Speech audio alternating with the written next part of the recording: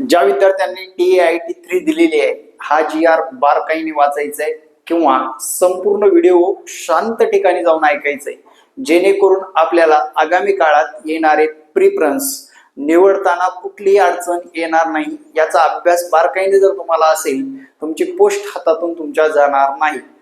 नमस्कार विद्यार्थी मित्रांनो, मी पुंडे सर। पवित्र पोर्टलचं एक महत्त्वपूर्ण अपडेट आपण पाहणार आहोत। तत्पूर्वी चॅनलवर नवीन असाल तर चॅनलला कृपया करून सबस्क्राईब करून ठेवायचं आहे, जेणेकरून तुम्हाला प्रत्येक अपडेट चॅनलच्या माध्यमातून मिळणार आहे। पहा मित्रांनो, काय आहे GR आलेला आहे आणि GR ची डेट पाहू शकता 2 एप्रिल 2026। सर्वात प्रथम अपडेट आपणच देतोय। पवित्र पोर्टल मार्फत शिक्षक पद भरतीच्या मुलाखतीसह हा प्रकार निवडणाऱ्या शैक्षणिक संस्थांनी उमेदवाराची निवड करण्यासाठी अनुसरायची मानक कार्यपद्धती आपल्याला सुद्धा माहित असणं गरजेचं आहे। संस्थेला माहित असून चालत नाही, पण आपण जेव्हा कॅन्डिडेट म्हणून जाऊ, जेव्हा इंटरव्ह्यू द्यायला जाऊ, मी स्वतः माझ्या मॅडमला घेऊन गेलो त्यावेळेस मला कोणत्या समस्या आल्या त्या पण या व्हिडिओमध्ये क्लिअर करतो आणि त्या समस्याला उत्तर काय द्यायचं ते पण क्लिअर करतो। ठीक आहे, आता मी माझी ओळख करून देत असताना मी माझ्या स्वतःची धर्मपत्नी शिक्षक बनवलेली आहे 2022च्या एक्झाम मध्ये, आणि मी दोन्ही पर्यायामध्ये सिलेक्शन झालो होतो, एक विदाउट इंटरव्ह्यू आणि एक विथ इंटरव्ह्यू। तर विथ इंटरव्ह्यूचे जवळपास 10 शाळा आल्या होत्या। 10 शाळावर आपण प्रत्यक्षरित्या जाऊन इंटरव्ह्यू देऊन आलेलो आहोत, अनुभव घेतलेला आहे। काय बोलायचं, कसं बोलायचं, कोणत्या पद्धतीने बोलायचं। आता कार्यरत मॅडम झडपी कोल्हापूर या ठिकाणी आहेत। बऱ्याच जणांना माहित नसेल तर व्हिडिओ आहेत आपला मॅडमचा सुद्धा, तो व्हिडिओ बघू शकता। चला मित्रांनो, काय आहे बघा, जो की मानक पद्धतीनुसार त्यांनी काय सांगितलंय तर राज्यातील बघा जे काही गैरप्रकार टाळण्यासाठी काय सांगितले बघा, राज्यातील स्थानिक स्वराज्य संस्थांच्या शाळा तसेच खाजगी व्यवस्थापनाच्या अनुदानित, अंशतः अनुदानित, विना अनुदानित शाळांमधील शिक्षक पदभरती, शिक्षक अभियोग्यता व बुद्धिमत्ता चाचणी या परीक्षेतील गुणाच्या आधारे पवित्र पोर्टल मार्फत करण्याचा निर्णय शासनाने 2017 मध्ये घेतला। वस्तुतः निर्णय माननीय उच्च न्यायालयाच्या निर्देशानुसार घेण्यात आला आहे। शैक्षणिक गुणवत्ता व विद्यार्थ्यांची सर्वांगीण हित सुनिश्चित करण्यासाठी उच्च गुणवत्ताधारक उमेदवाराची पारदर्शक पद्धतीने शिक्षक पदावरील निवड होणे आवश्यक असल्याचे निरीक्षण माननीय उच्च न्यायालयाने नोंदवले आहे। सद्यस्थितीत खाजगी व्यवस्थापनाच्या अनुदानित, अंशतः अनुदानित, विना अनुदानित शाळांमधील शिक्षक पद भरतीसाठी संबंधित व्यवस्थापनांना मुलाखतीशिवाय व मुलाखतीसह या 2 विकल्पापैकी एक विकल्प स्वीकारण्याची मुभा आहे। मुलाखतीचा हा विकल्प स्वीकारणाऱ्या संस्थांना संदर्भ 12/2/2025 रोजीच्या अधिसूचनेनुसार एकास 3 या प्रमाणात उमेदवार उपलब्ध करून देण्यात येतात। संदर्भ 1 मधील, पण त्यावेळेस एकास 10 दिले होते बरं का मित्रांनो, लक्षात घ्या। 10 मधले बी 4 आलेच नाहीत आणि ते खूप गडबड झाली। पुढे काय म्हटले बा, सुयोग्य उमेदवार निवड संस्थेमार्फत केली जाणे अपेक्षित आहे, तथापि सर्व उमेदवारांच्या संपादकीचे व पात्रतेचे योग्य मूल्यमापन गुणांकन पद्धतीतून होत नसल्याचे निदर्शनास आले आहे। कोणत्याही हस्तक्षेपाशिवाय वस्तुनिष्ठ पद्धतीने मूल्यमापन झाल्यास सर्वाधिक पात्र उमेदवाराची निवड खात्रीशीरपणे होऊ शकते। सबब मुलाखतीचा हा विकल्प स्वीकारणाऱ्या शैक्षणिक संस्थांना शिक्षक पदावर नियुक्तीसाठी त्यांना उपलब्ध करून दिलेल्या उमेदवारांपैकी सर्वात योग्य उमेदवाराची निवड करणे शक्य व्हावे यासाठी गुणदानाची प्रक्रिया निश्चित करणारे सुधारित मानक कार्यपद्धती लागू करण्याबाबत प्रस्ताव शासनाच्या विचाराधीन होता आणि तो प्रस्ताव त्यांनी मांडलेला आहे। आता विद्यार्थी मित्रांनो, काय इंटरव्ह्यूला गेल्यानंतर एका हॉलमध्ये बसवायचे, सगळे कॅन्डिडेट आलेले असायचे। या अगोदरच काही कॅन्डिडेट त्या संस्था चालकाला बोलून बसायचे, ह्यांना फक्त दाखवायचं होतं की आम्ही ऑन कॅमेरा मुलाखत घेतोय। फिक्स रेट ठरलेला, त्यांचं कोणता मुलगा घ्यायचं हे सुद्धा ठरलेलं, त्या मुलाची वाहवा करणार त्या दिवशी तो मुलगा घेणार, अशी कार्यपद्धती चालू होती। मी उघड्या डोळ्याने बघितले, काही गोष्टी चित्रीकरण सुद्धा करून त्यावेळेस चित्रीकरण सुद्धा दाखवलेल्या आहेत, तुम्हाला त्यावेळेस अनुभव पण सांगितलेले आहेत, जुने व्हिडिओ बघू शकता 2022च्या भरतीतले। आता याच्या पुढे त्यांनी काय नियमावली आखली आहे आणि आपण कसं ऑब्जेक्शन घ्यायचं, कोणत्या आमिषाला बळी पडायचं का, आता पुढे बघू। काय म्हटले बघा, नियम नंबर 1, मुद्दा नंबर 1, मानांकन काय आहे। संदर्भ 1 मधील शासन पत्र आदेशान्वये अधिक्रमित करण्यात येत आहे।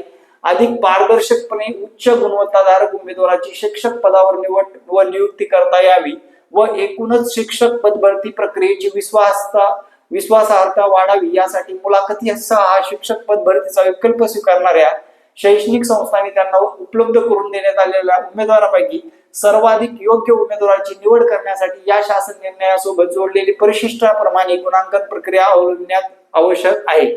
सुधारित गुणांकन प्रक्रियेनुसार 100 गुणांपैकी सर्वाधिक गुण प्राप्त करणाऱ्या उमेदवाराची निवड करून त्यास नियुक्ती देणे क्रमप्राप्त राहील.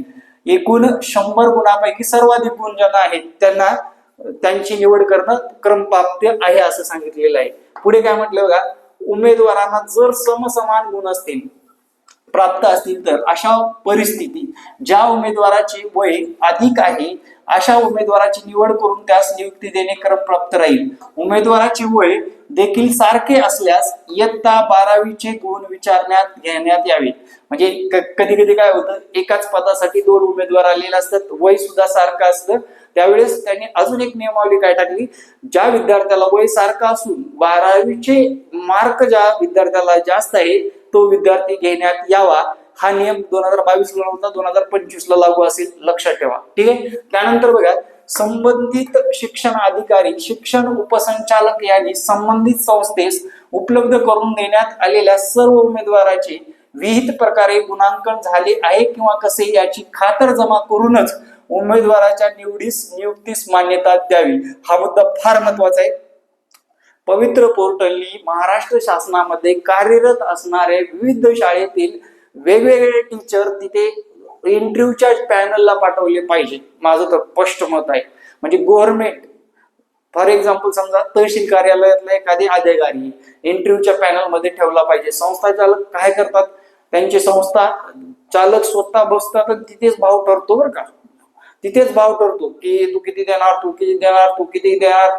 जन जास्त देईल त्याला हा ठीक आहे, या व्यक्तीला घ्या, त्याचा इंटरव्ह्यू नाही, मार्क नाही, काहीच बघितलं जात नाही. त्यामुळे ही अपराधपर होऊ नये या कारणास्तव याचा फायदा, या GR चा फायदा घेऊन आपल्याला तिथे ऑब्जेक्शन घेता येतं आणि घेऊ शकता बरं का बिनधास्तपणे. मी पण घेतलं होतं, तुम्ही पण घेऊ शकता. ठीक आहे. कोणत्या आपण माहितीच्या अधिकाऱ्यांनी सगळ्या गोष्टी विचारू शकतो. ठीक आहे. पुढे काय म्हटलंय बघा, शिक्षक अभियोग्यता व बुद्धिमत्ता चाचणी 2025 या परीक्षेतील यापुढील होणाऱ्या अशा परीक्षेतील गुणांच्या आधारे शिक्षक पदभरतीसाठी प्रस्तावाअंतर्गत गुणांकन प्रक्रिया लागू राहील. आणि हा GR इथून पुढे व 2025च्या शिक्षक भरतीसाठी लागू राहील. आणि हा विद्यार्थी मित्रांनो आजचा GR आहे आणि त्यांनी मूल्यांकन सुद्धा सांगितलेलं आहे. इथे कसं दिले बघा, लक्षात घ्या. शिक्षक अभियोग्यता व बुद्धिमत्ता चाचणीचे प्राप्त गुण कमाल गुण हे 75 पेक्षा जास्त असावेच लागतात. चाचणी परीक्षेत प्राप्त केलेल्या गुणाच्या 75% गुण असणं आवश्यक आहे. पुढे श्रेष्ठ यांना शिक्षक अभियोग्यता बुद्धिमत्ता चाचणी या परीक्षेत 200 गुणांपैकी 140 गुण प्राप्त असल्यास 140च्या 75% भागिले 200 म्हणजे 52.5 यात त्यांना विहित करण्यात आलेल्या एकूण 75 गुणांपैकी 52.5 गुण प्राप्त असणं गरजेचं आहे. पुढे काय म्हटले बघा, शिफारस केलेल्या पदाची व्यावसायिक अर्हता विशेष प्रावीण्यासह उत्तीर्ण असल्यास 5 गुण, शिफारस केलेल्या पदाची व्यावसायिक अर्हता 8 गुण, प्रथम श्रेणीमध्ये उत्तीर्ण असल्यास 3 गुण, 5 द्वितीय श्रेणीमध्ये उत्तीर्ण असल्यास 2 गुण, शिफारस केलेल्या पदासाठी आवश्यक असलेले गुण 3, व्यावसायिक अर्हता अधिकची अर्हता 3 गुण, शिफारस केलेल्या पदाची शैक्षणिक अर्हता 7 गुण, विशेष प्रावीण्यासह उत्तीर्ण असल्यास 5 गुण. म्हणजे विद्यार्थी मित्रांनो आपल्या प्रत्येक सर्टिफिकेटला महत्व दिलेलं आहे. आता मुलाखतीमध्ये काय काय सांगितलं बघा, मुलाखत व अध्यापन कौशल्यासाठी मुलाखत व्यक्तिमत्व चाचणी व संभाषण कौशल्याच्या विशेष संदर्भात 5 गुण. बघा व्यक्तिमत्व चाचणी असणार आहे, तुमचं कौशल्य चेक केलं जाणार आहे, त्याला 5 गुण देण्यात आलेले. अध्यापन कौशल्य 5 गुण, शिफारस झालेल्या विषय गटातील विषय ज्ञान, चिकित्सक ज्ञान व उपयोजन क्षमता ज्ञान 2 गुण, उमेदवारांचे पाठ निरीक्षण त्यामध्ये पाठाची पूर्वतयारी, विषय मांडणी व पाठदरम्यान शैक्षणिक साहित्याचा प्रभावी वाटप 2 गुण, पाठामध्ये विद्यार्थ्यास सहभाग प्रतिसाद पाठाचे यशस्वी पुनरावलोकन याला 1 गुण. अशा पद्धतीने विद्यार्थी मित्रांनो तुमचे 100 गुण ठरलेले असतात. आता सर हा GR ज्यांना कमी मार्क आहेत विदाउट इंटरव्ह्यू विथ इंटरव्ह्यू शिवाय आपलं काम होणार नाही त्या विद्यार्थ्याने अजून एकदा हा GR माझ्या टेलिग्राम चॅनलला टाकतो. टेलिग्राम चॅनलची ID सुद्धा सांगतो. टेलिग्रामला भेट देऊन तुम्ही टेलिग्राम चॅनलवरून हा GR वाचू शकता. @H पुंडे सर असं सर्च करायचंय.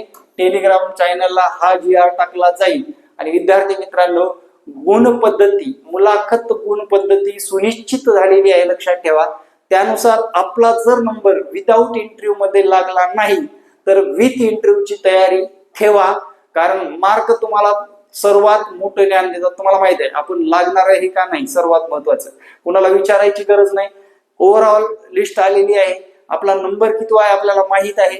मग ह्या गोष्टी आपल्याला डेव्हलप करायच्या आतापासून करा. काय झालं बघा, मार्क वगैरे सगळे चांगले, मुलाखतीला आले पण शिकवायलाच येत नाही. शिकवण्यामध्ये गॅप पडल्यामुळे घाबरून गेले विद्यार्थी. मी स्वतः डोळ्याने बघितलंय. मी स्वतः 10 इंटरव्ह्यूच्या पॅनल, माझ्या इकडे झडपीला काम झालं होतं मॅडमचं, तरी पण इंटरव्ह्यूच्या प्रत्येक पॅनलला भेट दिलेली आहे. अनुभव प्लस विद्यार्थी मित्रांनो, येणाऱ्या काळातले ज्या काही संधी निर्माण होतात किंवा विद्यार्थ्यांना सांगण्यासाठी मी प्रत्येक पॅनलला बारकाईने निरीक्षण केलेलं आहे, विद्यार्थ्यांशी डिस्कस केलेलं आहे. त्यामुळे अनुभव आहेच आपल्या मागे. त्याचबरोबर विद्यार्थ्यांची मनस्थिती काय असते, त्या काळामध्ये विद्यार्थी कुठं चुकतो याबद्दल सुद्धा वेळोवेळी तुम्हाला अपडेट देत राहणार आहे.